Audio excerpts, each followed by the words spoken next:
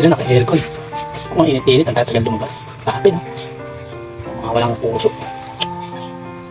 Hindi lang init-init sa labas, sila naka-aircon. Naririnig nila yung buga ng aircon na. Lumabas na kasi makakot pa, bad trip pa. Pasana, ano lang talaga. Ano, lumabas na yan, wait lang daw. Grabe, pumitik. 10 minutes na ako.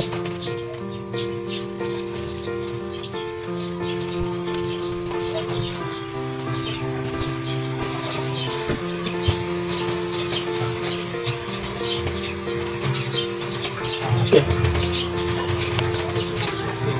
Matagal pa po.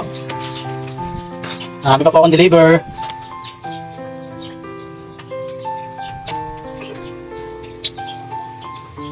Hindi na pa yan guys, hindi na pa.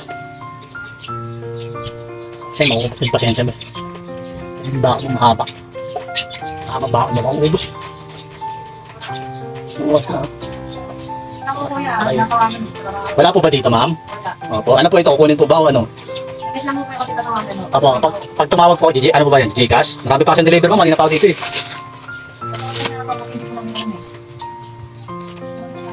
Oo nga, kaya lang dito naka-address ma'am eh.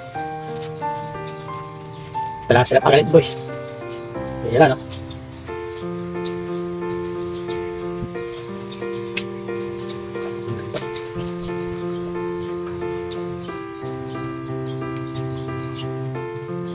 Gagawin natin ito. Hintayin natin hanggang hapon.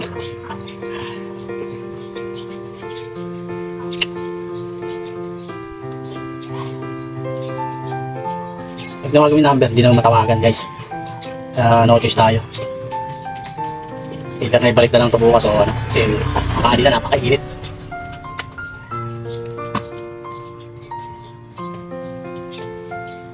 Basta. Ang sitwasyon ng mga delivery rider boy ha. Kaya kayo mga delivery rider, magbaba kayo ng mahabang pasensya. Kasi kahit napakainit, maraming ganito. So shoutout sa mga rider dyan. Shoutout sa inyo. Baka pa natin. Kahit konti na lang, ganito na lang oh. A few moments later. Sa pagtsatsaga natin pag-aantay guys, ito. Wala. Balik pa rin na tayo. Supply talaga. Napakapasaway nyo mga customer. Wiset! Hindi na kayo nagsipagbago.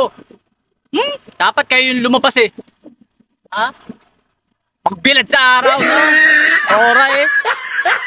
Tiruwi mo halos magpo 5 minutes ako nag-antay doon. Tapos lumabas na yung customer. Yung paglabas, pumasok. Tagal lumabas, yung pala balik din agad. Ay, saklap nyo mga customer kayo ha. Huwag na kayo magpipindot kung wala kayong pera. Gago!